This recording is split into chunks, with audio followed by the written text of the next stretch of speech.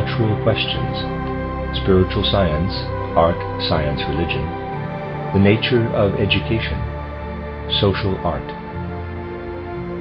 When we look over the history of the last few years and ask ourselves how the social problems and needs occupying the public mind for more than half a century have been dealt with, we can find only one answer.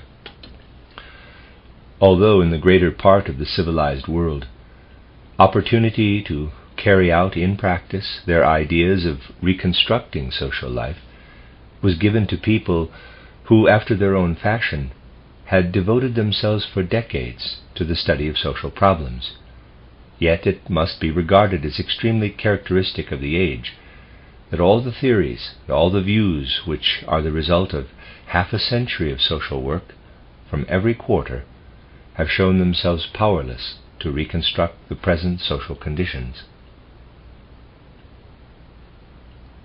Of late years much has been destroyed, and in the eyes of all observant persons, little or probably nothing built up. Does not the question force itself here upon the human soul?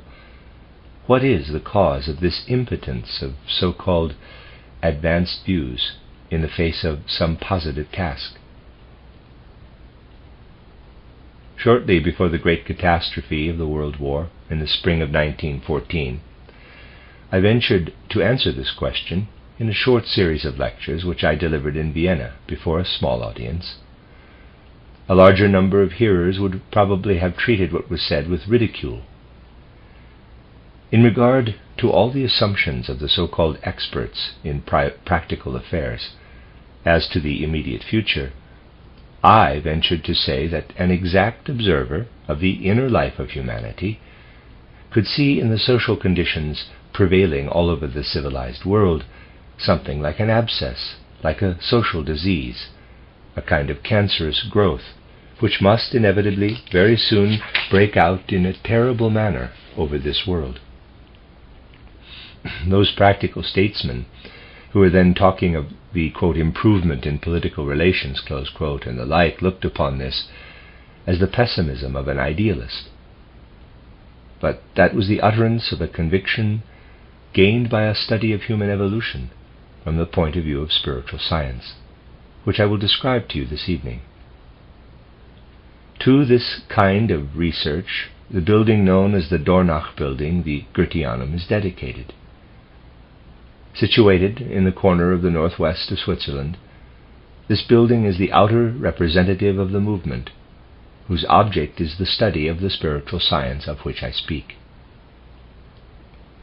You will hear and read all kinds of assertions about the aims and object of this building, and the meaning of the movement which it is intended to represent. And it may be said in most cases that the gossip about these things is the very opposite of the truth, mysterious nonsense, false and senseless mysticism. Many varieties of obscure nonsense are attached to the work attempted by this movement in the building at Dornach representing it. It cannot be expected that anything but misunderstandings without number should still exist regarding this movement of spiritual life. In reality, the meaning of the movement is to be found in its striving with set purpose to bring about a renewal of our whole civilization, as it is expressed in art, religion, science, education, and other human activities. In fact, it may truly be said that a renewal is sorely needed from the very foundations of social life upward. This stream of spiritual life leads us to the conviction, already indicated by me in these lectures, that it is no longer of any use to devise new schemes for world improvement. From its very nature, human evolution demands a transformation of thoughts and ideas of the most intimate life of feeling of humanity itself. Such a transformation is the aim of spiritual science, as it is represented in this movement. Spiritual science stimulates the belief that the views of society, of which we have just spoken, proceed from the old habits of thought, which have not kept pace with the evolution of humanity, and are no longer suited to its present life. These views have been clearly proved useless in aiding the reconstruction of social life. What we need is understanding. What is really the meaning of all the subconscious yearnings, of the demands, which have not yet penetrated into the conscious thought of our present humanity?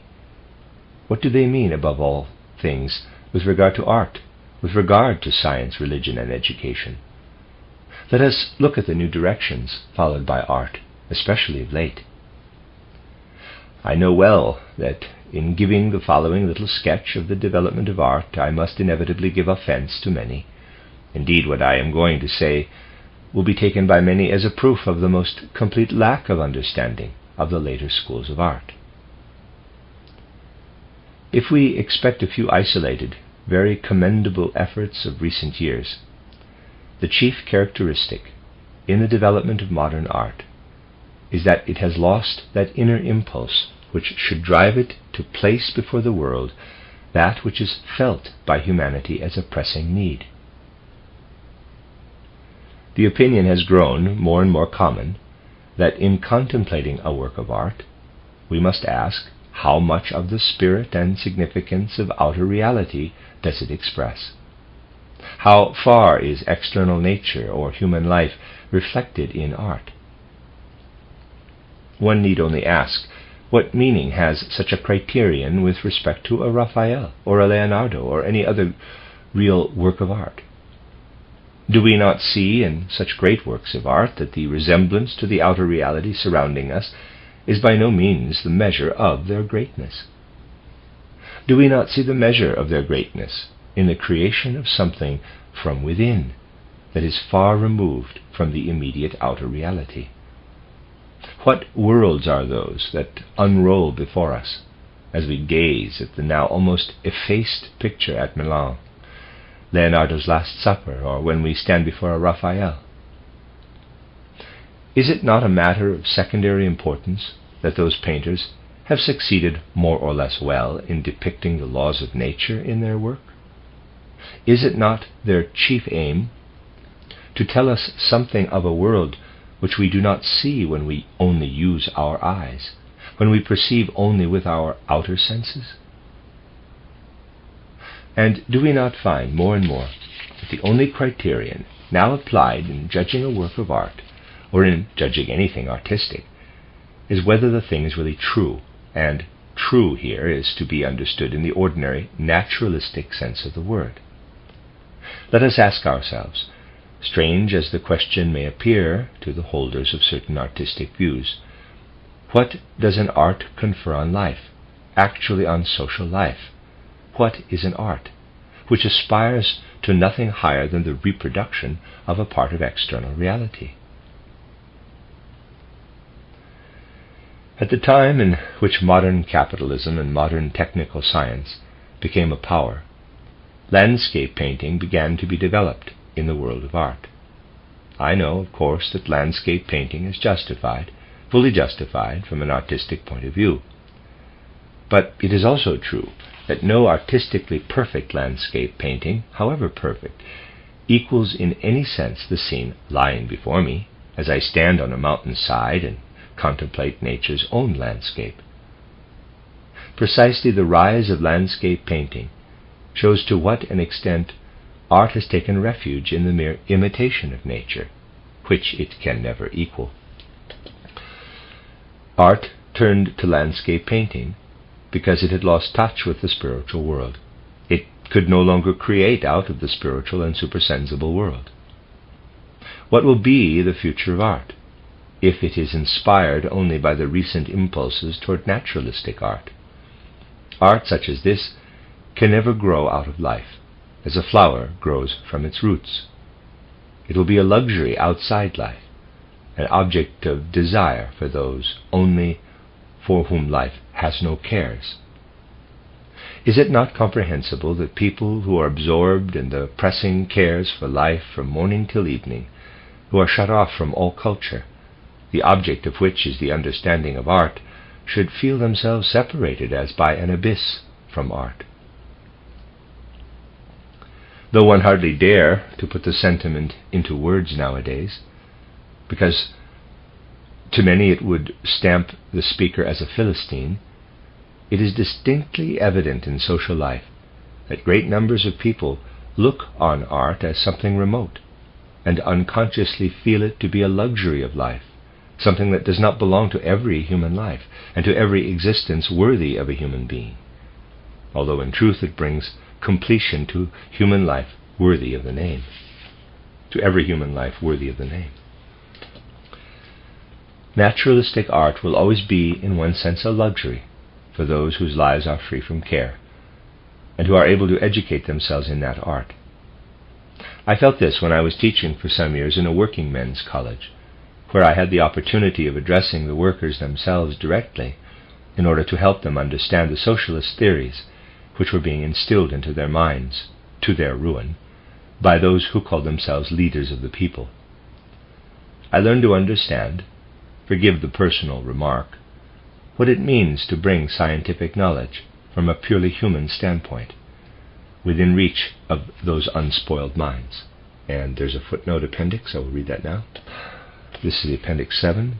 For a deeper understanding of this, the reader is referred to Rudolf Steiner's title, The Story of My Life, page 274, quote, "It is my impression that if the workers' movement had been followed with interest by a greater number of unprejudiced persons, and if the proletariat had been dealt with understandingly, this movement would have developed quite differently.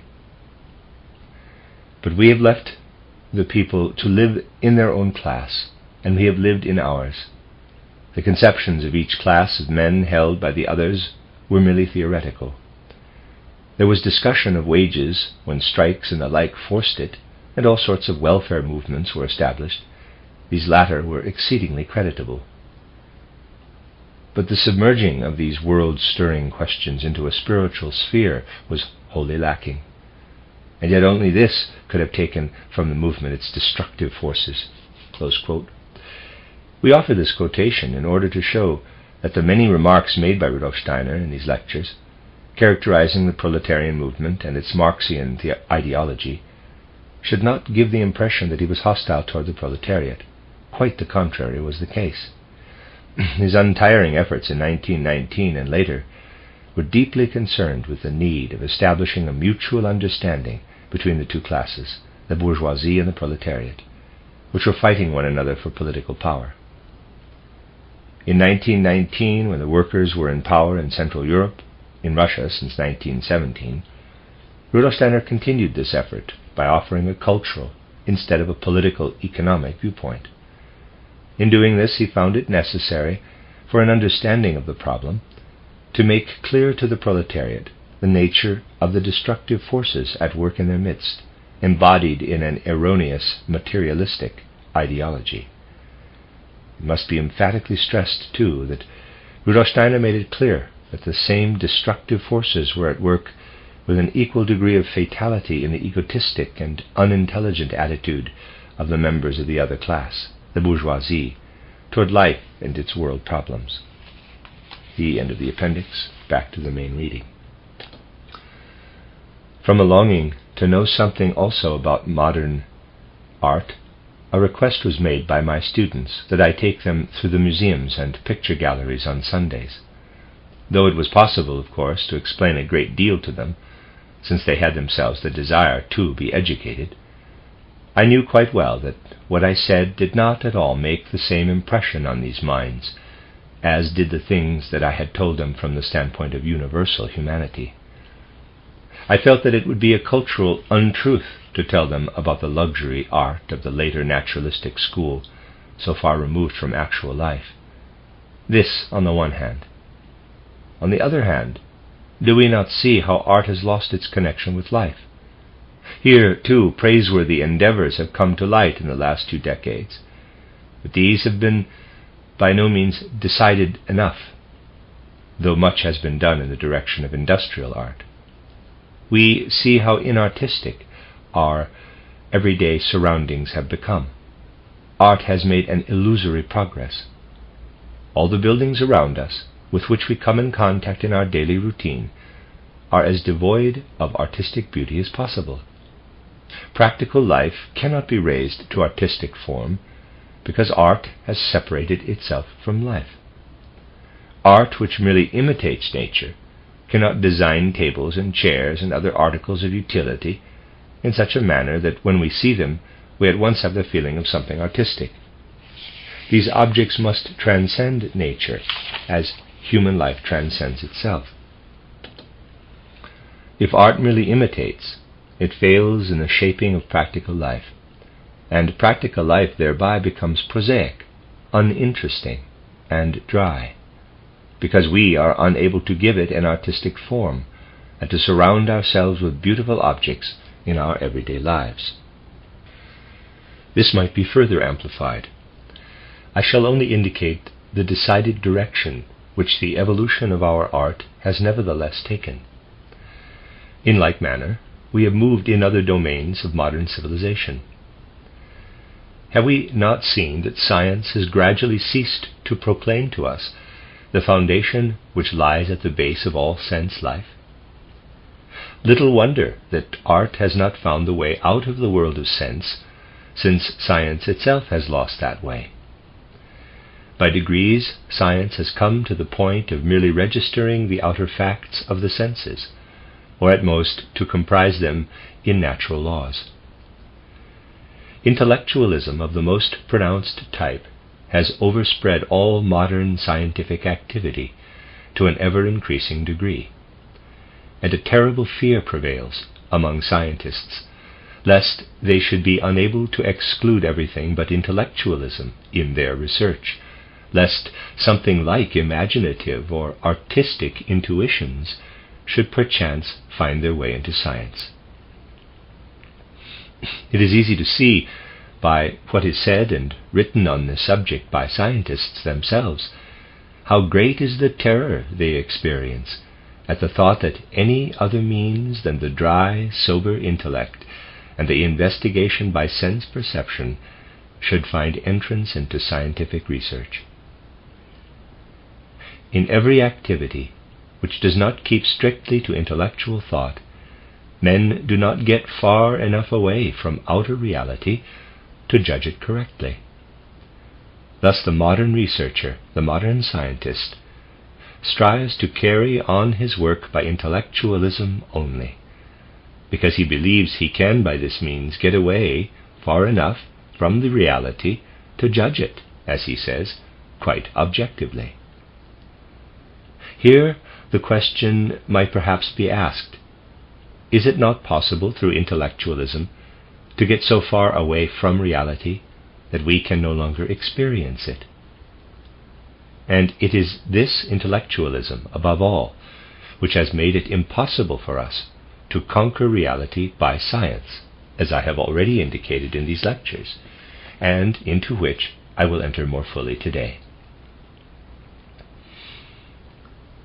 Turning to the religious life, with what mistrust and disapproval is every attempt to penetrate into the spiritual world by means of spiritual science received by the religious communities? On what grounds? People are quite ignorant of the reason of their disapproval. From official quarters we learn of a science which is determined to keep to the mere world of the senses, and we hear that in these official quarters the claim is apparently allowed that it is only in this way that strict and true scientific knowledge can be attained. But the student of historical evolution does not view the matter in this light. To him it appears that for the last few centuries the religious bodies have more and more laid claim to be the only authority in matters relating to the spirit and soul, and have recognized as valid only those opinions which they themselves permit the people to hold. Under the influence of this claim to the monopoly of knowledge by the Church, the sciences have neglected the study of everything except the outer sense perceptions, or at most they have attempted to penetrate into the higher regions with a few abstract conceptions. They believe they are doing this purely in the interests of exact science, and do not dream that they are influenced by the Church's pretension to the monopoly of knowledge of the spirit and the soul, as contained in their religious creeds. What has been forbidden to the sciences for centuries, the sciences themselves now declare to be an absolute condition for the exactness of their research, for the objective truth of their work. Thus it has happened that the religious communities, having failed to develop their insight into the world of soul and spirit, and having preserved the old traditions, now see in the new methods of spiritual research, in the new paths of approach to the soul and spirit, an enemy to all religion, whereas they ought to recognize in these new methods the very best friends of religion. We shall now speak of these three regions of culture, art, science, and religion. For it is the mission of anthroposophy, or spiritual science, to build up a new structure in these three regions of culture. To explain what I mean, I must indicate in a few words the vital point of spiritual science. Its premises are very different from those of science as it is commonly known today. It fully recognizes the methods of modern science, fully recognizes also the triumphs of modern science. But because spiritual science believes it understands the methods of research of modern science better than the scientists themselves, it feels compelled to take other ways for the attainment of knowledge regarding spirit and soul than those which are still regarded by large numbers of people as the only right ones. In consequence of the enormous prejudice entertained against all research into the higher worlds, great errors and misunderstandings have been spread abroad regarding the aims of the Dornach movement. That there is truly no false mysticism, nothing in any way obscure in this movement, is plainly evident in my endeavors in the beginning of the 90s, which formed the starting point for the spiritual scientific movement to which I allude, and of which the building at Dornach is the representative. At that time I collected the material which seemed to me then most necessary for the social enlightenment of today in my book titled Philosophy of Spiritual Activity. Whoever reads that book will hardly accuse the spiritual science of which I speak of false mysticism, but he may see what a difference there is between the idea of human freedom contained in my book and the idea of freedom as an impulse prevalent in our modern civilization. As an example of the latter, I might give Woodrow Wilson's idea of freedom, an extraordinary one, but very characteristic of the culture, the civilization of our age. He is honest in his demand for freedom for the political life of the present day. But what does he mean by freedom? We arrive at an understanding of his meaning when we read words like the following, quote, "A ship moves freely," he says, "when it is adapted to all the forces which act upon it from the wind, from the waves, and so on, when its construction is exactly adapted to its environment. No hindrance to its progress can arise through the forces of wind or wave. Man must also be able to move freely through life by adapting himself to the forces with which he comes in contact in life, so that no hindrance may ever come to him from any direction." Close quote. He also compares the life of a free human being with a part of a machine, saying, quote, "We say of a part built into a machine that it can move freely when it has no connection with anything anywhere, and when the rest of the machine is so constructed that this part runs freely within it." Close quote. I have just one thing to say to this. We can only speak of freedom with regard to the human being when we see in it the very opposite of such an adaptation to the environment. We can only speak of human freedom when we compare it not with the freedom of a ship on the sea, perfectly adapted to the forces of wind and weather, but when we compare it with the freedom of a ship that can stop and turn against wind and weather, and can do so without regarding the forces to which it is adapted. That is to say, at the bottom of such an idea of freedom as this lies the whole mechanical conception of the world, yet at the present day it is considered to be the only possible one. This world conception is the result of the mere intellectualism of modern times. In my philosophy of spiritual activity, I have felt compelled to take a stand against views of this kind. I know very well, forgive another personal remark, that this book has fragments of the European philosophical conception of the world, out of which it is born, still clinging to it, as a chicken sometimes retains fragments of the eggshell from which it has emerged. For the book has, of course, grown out of European philosophical world conceptions. It was necessary to show in that book the erroneous thought in those world conceptions. For this reason, the book may appear to some to be pedantic, though this was by no means my intention. The contents are intended to work as an impulse in the immediate practice of life, so that through the ideas developed in that book, the impulse thus generated in the human will may flow directly into human life. For this reason, however, I was obliged to state the problem of human freedom quite differently from the usual manner of doing so. Wherever we turn, throughout the centuries of human evolution, the question regarding the freedom of human will and of the human being has been, is man free or is he not free?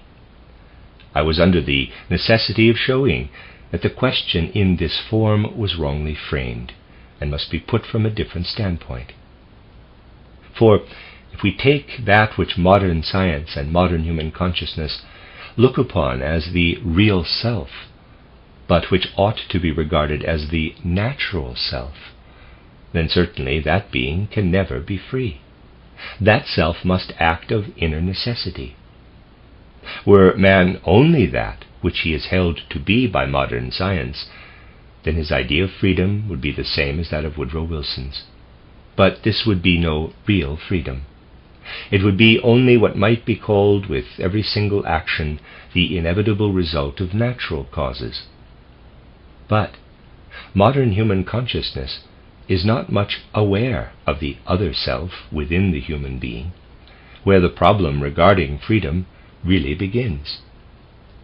Modern human consciousness is only aware of the natural self in man. It regards him as a being subject to natural causality. But those who penetrate more deeply into the human being must reflect that man can become something more in the course of his life than that with which nature has endowed him. We first discover what the human being really is when we recognize that one part of him is that with which he is born, and all that which he has inherited. The other part is that which he does not owe to his bodily nature, but which he can make of himself by awakening the real self slumbering within him. Because these things are true, I have not asked, is man free or not free? I have stated the question in the following way. Can man become a free being through inner development, or can he not? And the answer is, he can become free if he develops within himself that which otherwise slumbers, but can be awakened. He can only then become free. Man's freedom is not a gift of nature. Freedom belongs to that part of man which he can and must awaken within himself. But if the ideas contained in my philosophy of spiritual activity are to be further developed and applied to external social life, so that these truths may become clear to a larger circle of people, it will be necessary to build a superstructure of the truths of spiritual science on the foundation of that philosophy. It had to be shown that by taking his evolution into his own hands, man is really able to awaken a slumbering being within him. I endeavored to do this in my book titled Knowledge of the Higher Worlds, and in the other books which I have contributed to the literature of spiritual science. In these books, I try to show that the human being can indeed take his own evolution in hand, and that only by so doing, and thus making of it something different from that to which he is born, can he rise to a real knowledge of soul and spirit. It is true that this view is considered by a large part of humanity at the present day to be a most unattractive one. For what does it presuppose? It presupposes that we attain to something like intellectual humility. But few desire this today. I will explain what I mean by this quality of intellectual humility to which we must attain. Suppose we give a volume of Goethe's lyric poems to a child of 5. The child will certainly not treat the book as it deserves. He will tear it to pieces or spoil it in some other way. In any case, he does not know how to value such a book. But suppose the child to have grown 10 or 12 years older, that he has been taught and trained. Then he will treat Goethe's lyric poems in a different manner. And yet there is no great difference externally between a child of 5 and one of 12 or 14 with a book of Goethe's poems before him. The difference lies within the child. He has developed so that he knows what to do with such a volume. As the child feels toward the volume of Goethe's lyrics, so must the man feel toward nature, the cosmos, the whole universe, when he begins to think seriously of soul and spirit. He must acknowledge to himself that in order to read and understand what is written in the book of nature and the universe, he must do his utmost to develop his inner self, just as the 5-year-old child must be taught in order to understand Goethe's lyric poems. We must acknowledge with intellectual humility our impetus to penetrate the universe with understanding by means of the natural gifts with which we are born. And we must then admit that there may be ways of self-development and of unfolding the inner powers of our being, to see in that which lies spread out before the senses the living spirit and the living soul. My writings, to which I have referred, show that it is possible to put this in practice. This must be said, because intellectualism, the fruit of evolution of the last 2 centuries, is no longer able to solve the riddles of life. Into one region of life, that of inanimate nature, it is able to penetrate, but it is compelled to halt before human reality, more especially social reality. That quality which I have called intellectual humility must be the groundwork of every true modern conception of the impulse toward freedom. It must also be the groundwork of all real insight into the transformation necessary in art, religion, and science. Here intellectuality has plainly, only too plainly, shown that it can attain no real knowledge which truly perceives and attains to the things of the soul and spirit. As I have already pointed out, it has confined itself to the outer world of the senses and to the combining and systematizing of perceptions. Hence it has been unable to prevail against the pretensions of the religious bodies, which have also not attained to a new knowledge of matters pertaining to the soul and spirit, but have on this account carried into modern times an antiquated view, unsuited to the age. But one thing must be conquered. That is the fear I have already described, the fear that we might become too much involved in the objects of the senses, in our endeavors to gain a spiritual knowledge of them. It is so easy to call oneself a follower of intellectualism, because when we occupy ourselves merely with abstract ideas, even of modern science, we are so far removed from the reality that we only view it in perspective, and there is no danger of our being in any way influenced by the reality. But with the knowledge that is meant here, which we gain for ourselves when we take our own evolution in hand, with such knowledge we must descend into the realities of life. We must plunge into the profoundest depths of our own nature, deeper than those reached by mere self-training in intellectualism. Within the bounds of intellectualism, we only reach the upper strata of our own life.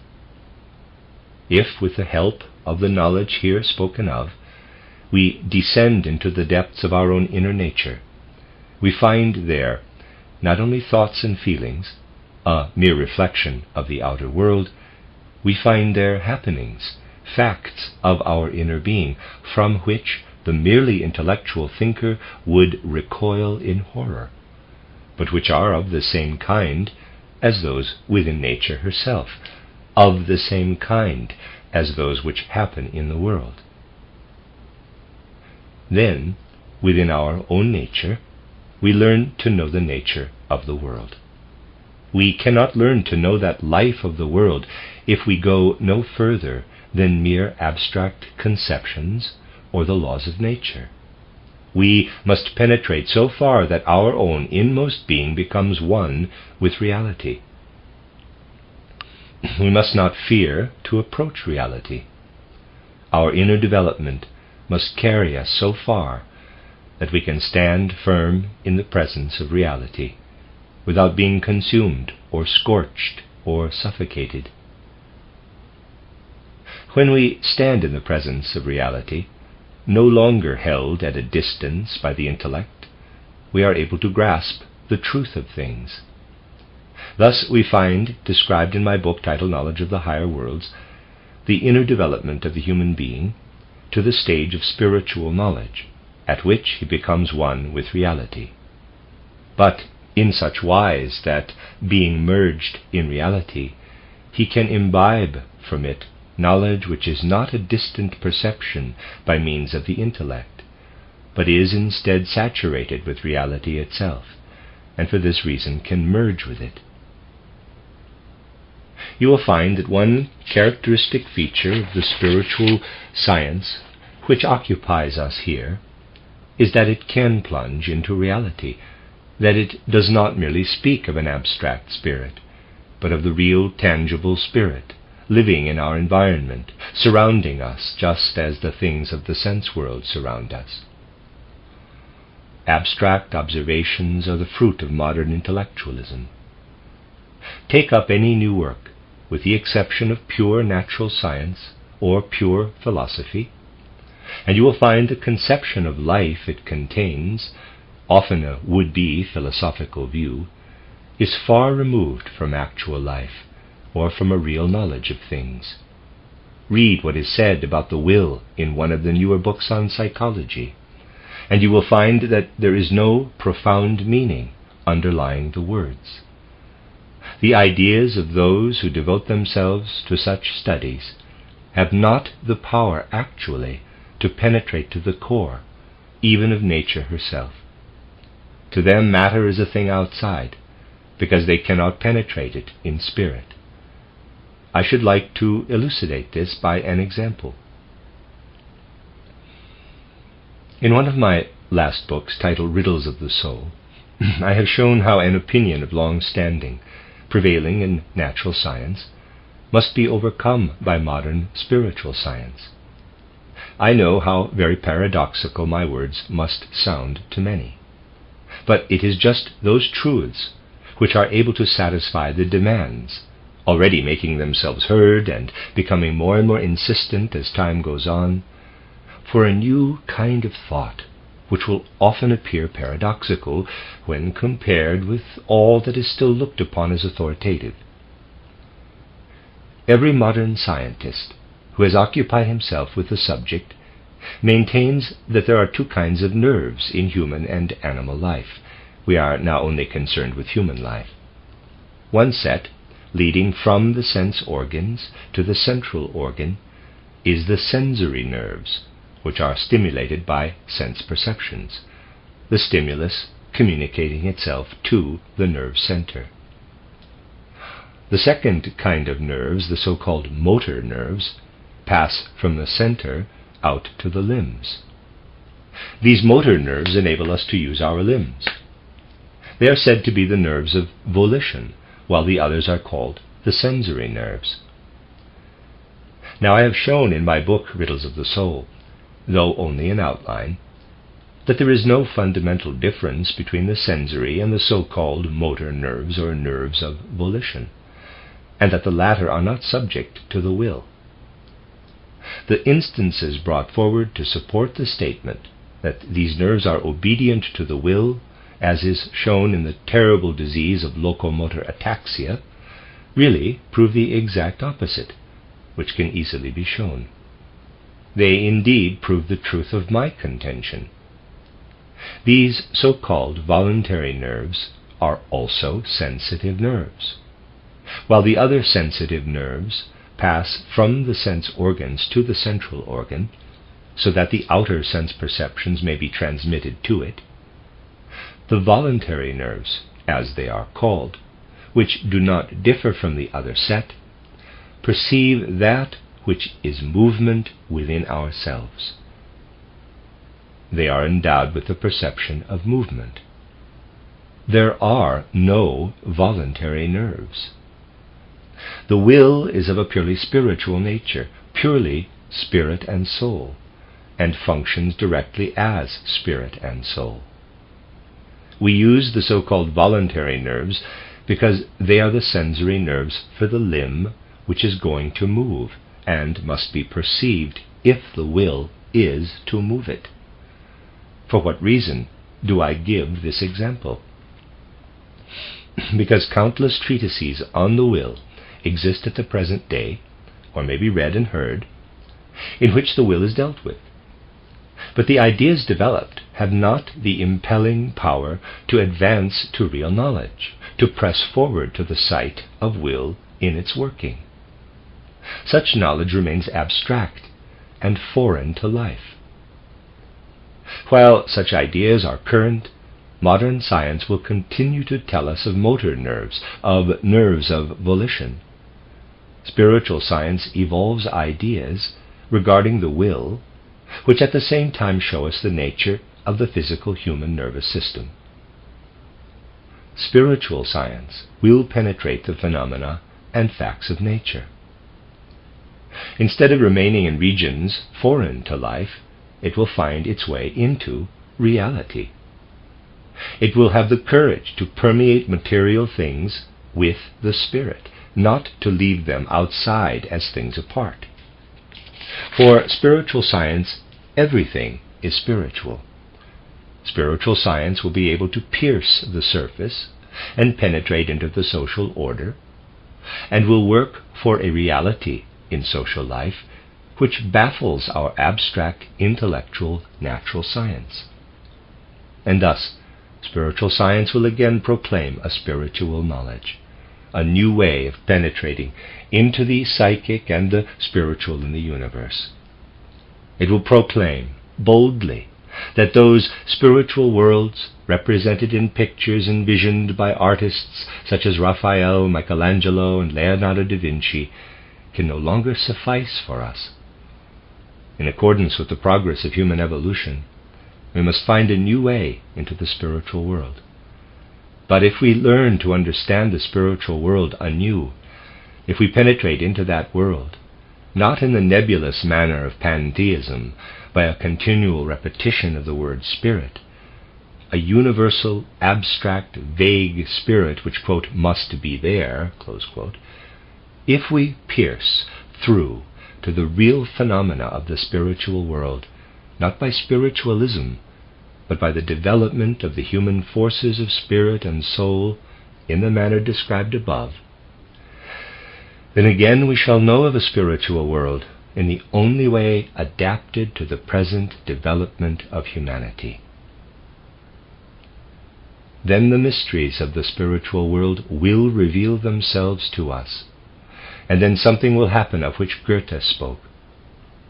although he was only a beginner in the things which modern spiritual science goes on developing in accordance with his own spirit, but of which he had a premonition, Goethe beautifully expressed that which will happen in the words, quote, "He to whom nature begins to reveal her open secrets experiences a profound longing for her worthiest exponent, art."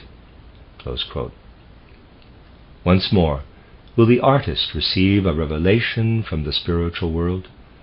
He will then no longer be led astray in the belief that his portrayal of spiritual things in a material picture is an abstract, symbolic, lifeless allegory.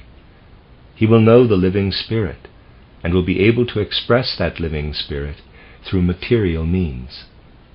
No longer will the perfect imitation of nature be considered the best part of a work of art, but the manifestation of that which the Spirit has revealed to the artist. Once more an art will arise, filled with spirit, and art which is in no way symbolical, in no way allegorical, which also does not betray its luxurious character by attempting to rival nature, to the perfection of which it can never attain. It demonstrates its necessity, its justification in human life, by proclaiming the existence of something of which the ordinary direct beholding of nature, naturalism, can give us no information. And even if the artist's attempt to give expression to something spiritual be but a clumsy effort, he is giving form to something which has a significance apart from nature, because it transcends nature. He makes no bungling attempts at that which nature can do better than he. A way opens here to that art in which a beginning has been made in the external structure and the external decoration of the Goetheanum at Dornach. The attempt has been made there to create a university of spiritual science for the work to be carried on within it.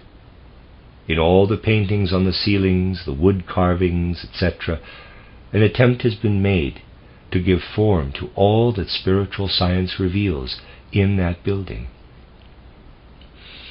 Hence the building itself is a natural development. No old architectural style could be followed here, because the spirit will be spoken of in a new way within it. Let us look at nature and consider the shell of a nut. The kernel within determines the form of it.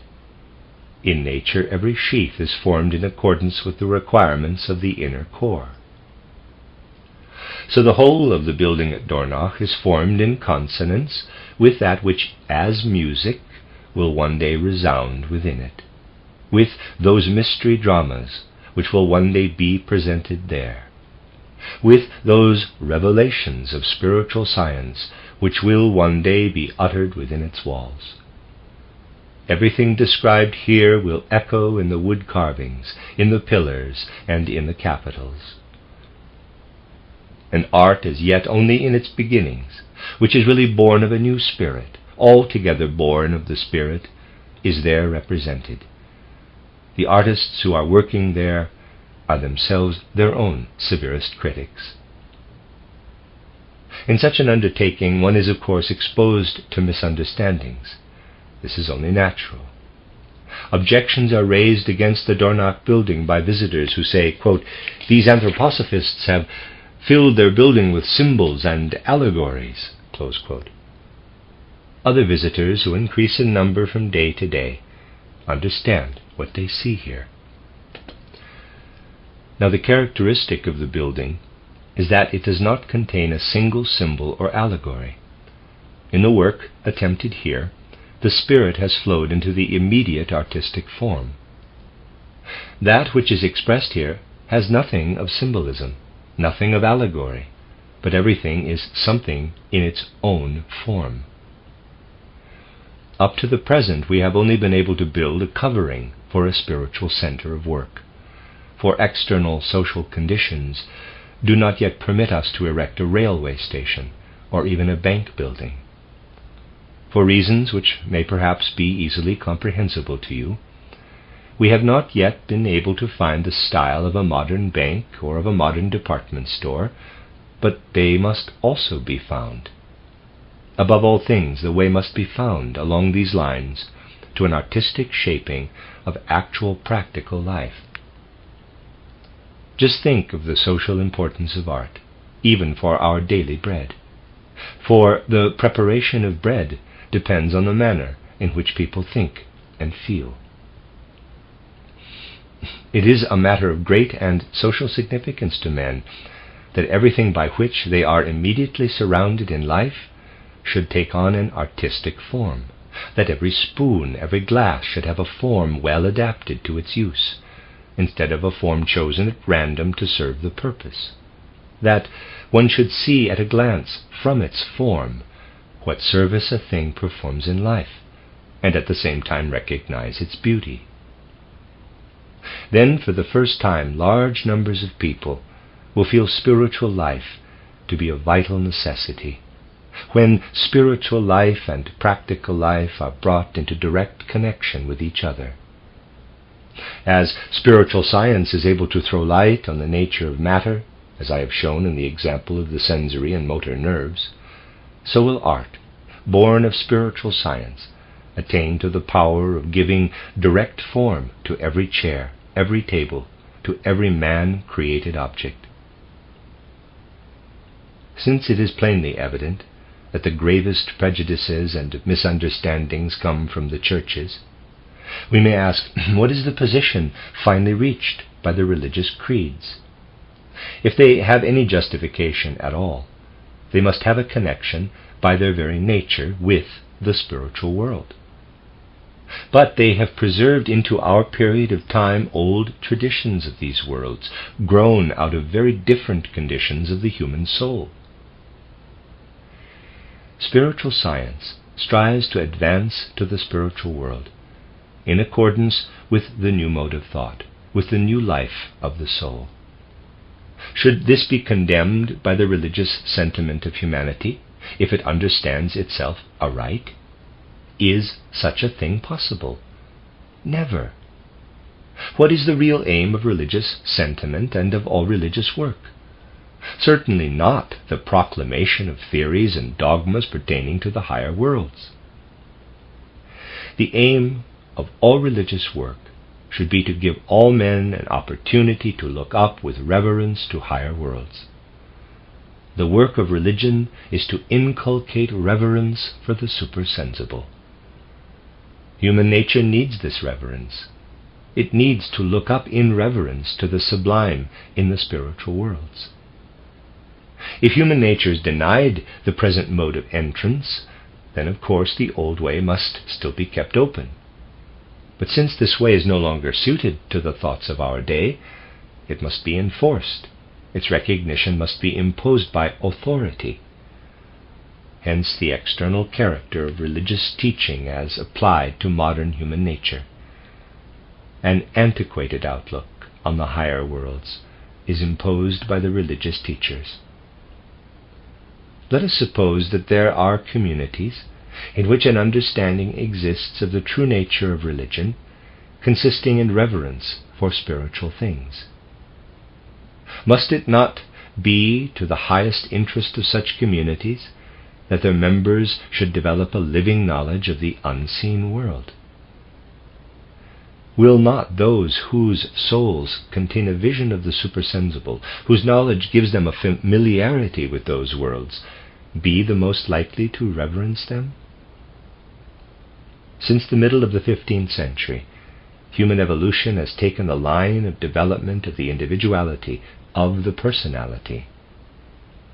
To expect of anyone today that he should attain a vision or an understanding of the higher worlds on authority, or in any other way than by the force of his own individuality or personality, is to expect of him something which is against his nature.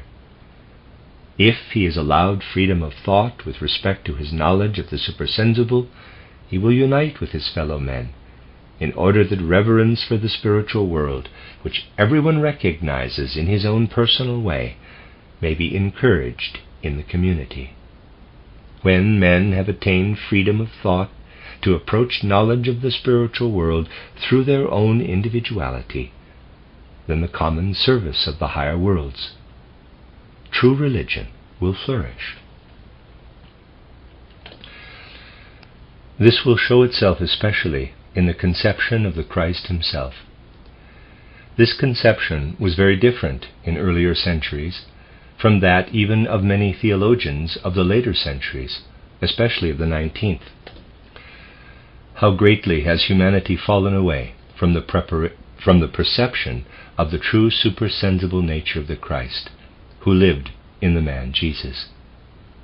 How far is it removed from the understanding of that union of a supersensible being with a human body through the mystery of Golgotha, in order that the earth in its development might have a deeper meaning. That union of the supersensible with the things of the senses, which was consummated in the mystery of Golgotha, how little has it been understood, even by theologians of a certain type in recent times.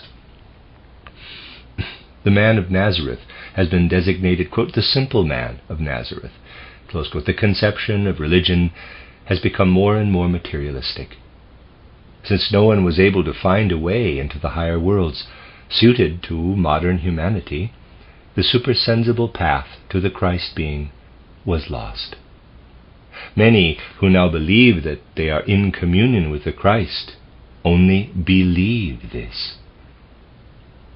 They do not dream how little their thought of Christ and their words concerning him correspond to the experiences of those who draw near to the great mystery of humanity with a spiritual knowledge that is suited to our time. It must be said that spiritual science makes absolutely no pretension of founding a new religion. It is a science, a source of knowledge. But we ought to recognize in it the means for a rejuvenescence of the religious life of humanity. As it can rejuvenate science and art, so can it also renew religious life, the very great importance of which must be apparent to anyone who can appreciate the extreme gravity of the social future. Much, very much, has been said recently on the subject of education, yet it must be acknowledged that a large part of the discussion does not touch the chief problem. I endeavored to deal with this problem in a series of educational lectures, which I was asked to deliver to the teachers who are to form the staff of the Waldorf School in Stuttgart, which was founded last September 1919, in conformity with ideas underlying the threefold social order. At the foundation of the school, I not only endeavored to give shape to externals corresponding to the requirements and the impulse of the threefold order, I also strove to present pedagogy and didactics to the teaching staff of this new kind of school in such a light that the human being would be educated to face life and be able to bring about a social future in accordance with certain unconquerable instincts in human nature. It is evident that the old-fashioned system of normal training, with its stereotyped rules and methods of teaching, must be superseded. It is true nowadays that many people agree that the individuality of the pupil ought to be taken into account in teaching. All sorts of rules are produced for the proper consideration of the child's individuality. But the pedagogy of the future will not be a normal science. It will be a true art, the art of developing the human being. It will rest upon a knowledge of the whole man. The teacher of the future will know that in the human being before him, who carries on development from birth through all the years of life, a spirit and soul element is working through the organs out to the surface. From the first year of school, he will see how every year new forces evolve from the depths of the child's nature. No abstract, normal training can confirm this sight. Only a living perception of human nature itself. Much has been said of late on the subject of instruction through observation, and, within certain limits, this kind of tuition is justified. But there are things which cannot be communicated through external observation, yet which must be communicated to the growing child. But they can only be so communicated when the teacher, the educator, is animated by a true understanding of the growing human being, when he is able to see the inner growth of the child as it changes with every succeeding year, when he knows what the inner nature of the human being requires in the 7th, 9th, and 12th years of his life. For only when education is carried on in accordance with nature can the child grow strong for the battle of life. One comes in contact with many shattered lives at the present day, many who do not know what to make of life, to whom it is nothing to offer. There are many more people who suffer from such disrupted lives than is commonly known. What is the reason? It is because the teacher is unable to take note of important laws of the evolving human being. I will give only one instance of what I mean. How very often do we hear well-meaning teachers say emphatically that one should develop in the child a clear understanding of what is being offered him as mental food. The result of this method in practice is banality, triviality. The teacher descends artificially to the understanding of the child, and that manner of teaching has already become instinctive. If it is persisted in, and the child is trained in this false clarity of understanding, what is overlooked? A teacher of this kind does not know what it means to a man, say 35 years of age, who looks back to his childhood and remembers, quote, "My teacher told me such and such a thing when I was 9 or 10 years old. I believed it, because I looked up with reverence to the authority of my teacher, and because there was a living force in his personality through which I was impressed by his words. Now, looking back, I find that his words have lived on in me. Now I can understand them." Close quote. A marvelous light is shed on life by such an event. When, through inner development, we can look back in our 35th year at the lessons we have learned out of love for our teacher, which we could not understand at the time. That light, which is a force in life, is lost when the teacher descends to the banality of the object lesson, which is praised as an ideal method. The teacher must know what forces should be developed in the child, in order that the forces which are already in his nature may remain with him throughout his life. Then the child need not merely recall to memory what he learned between his 7th and 15th years. What he then learned is renewed again and again, and wears a new aspect in each successive stage of life. What the child learned is renewed at every later epoch of life. The foregoing is an effort to place before you an idea of the fundamental character of a system of pedagogy which, if followed, may truly grow into an art. By its practice, the human being may take his place in life and find himself equal to all the demands of the social future. However much people may vaunt their social ideals, there are few who are at all capable of surveying life as a whole. But in the carrying out of social ideals, a wide outlook on life is indispensable. People speak, for instance, of transferring the means of production to the ownership of the community, and believe that by withdrawing them from the administration of the individual human being, much would be accomplished.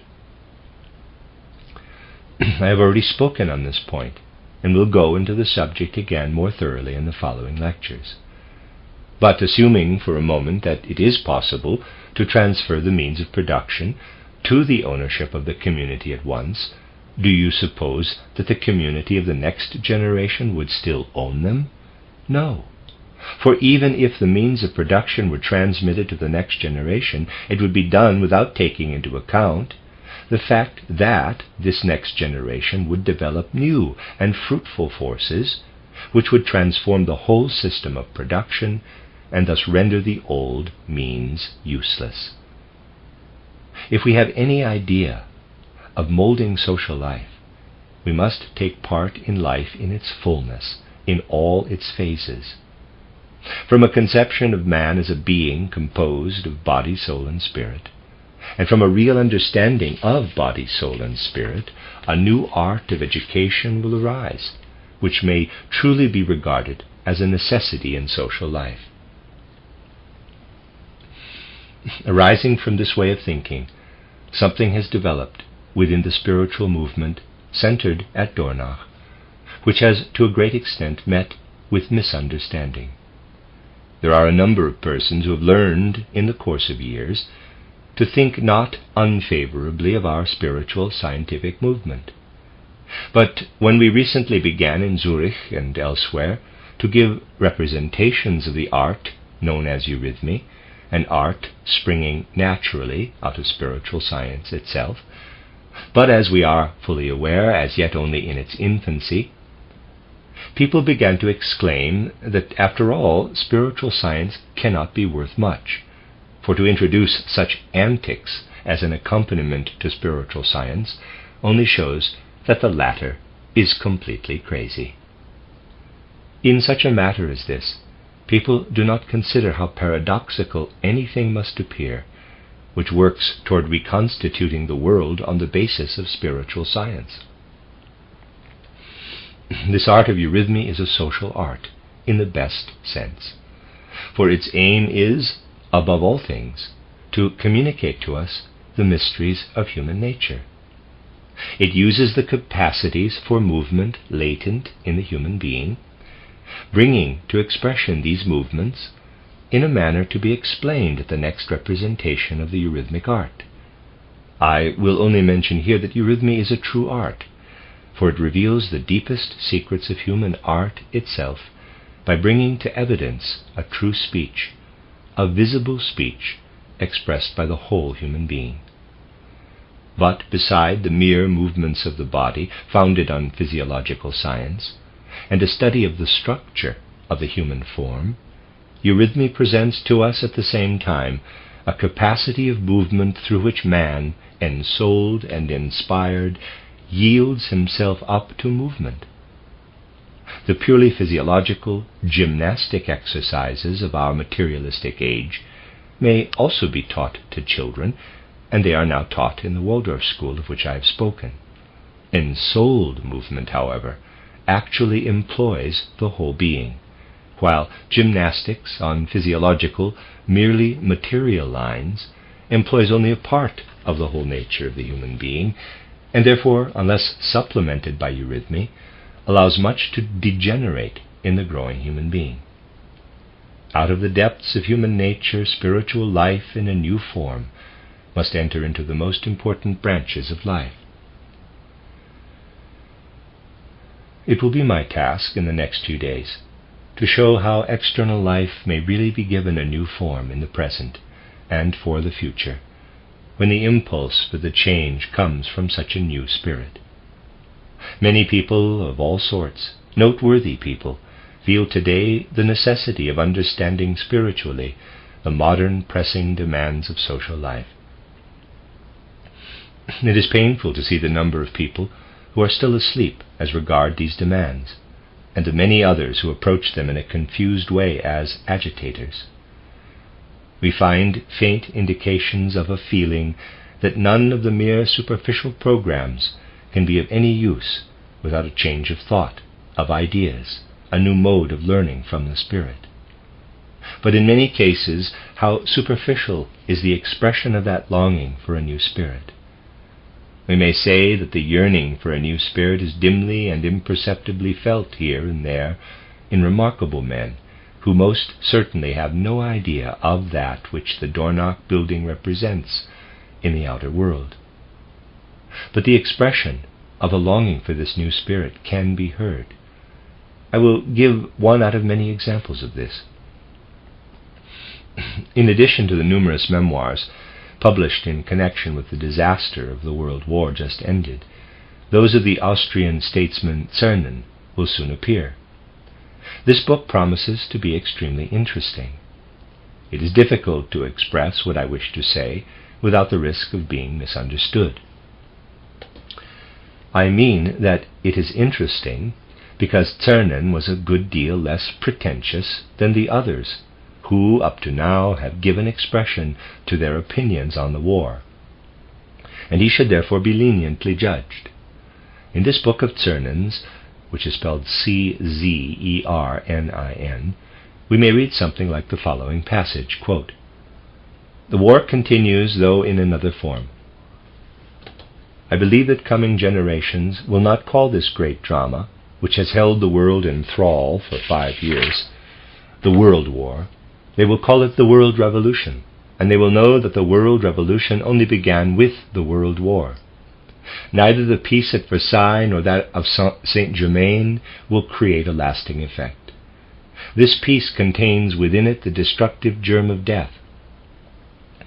The conflicts which shake Europe are not yet on the wane.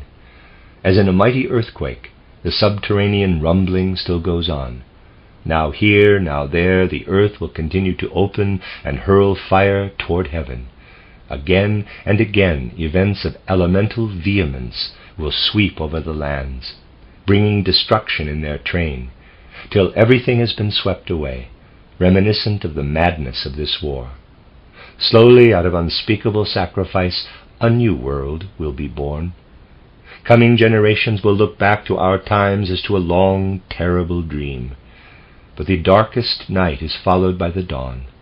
Generations have sunk into graves, murdered, starved, victims of disease. Millions have died in the effort to annihilate, to destroy, their hearts filled with hatred and murder. But other generations will arise, and with them a new spirit. They will build up what war and revolution have destroyed. Every winter is followed by spring. It is an eternal law in the circuit of life that resurrection follows death. Happy those who are called upon to cooperate as soldiers of labor in the work of rebuilding the world." Close quote. Even this man speaks of a new spirit. But this new spirit is only a shadowy conception, a dim presentiment in heads like his. In order that this new spirit may take hold of the hearts, of the minds, of the souls of men in a really concrete form, the spiritual science and the art of education of which I wished to speak today, in connection with human evolution, will labor for the social future of humanity.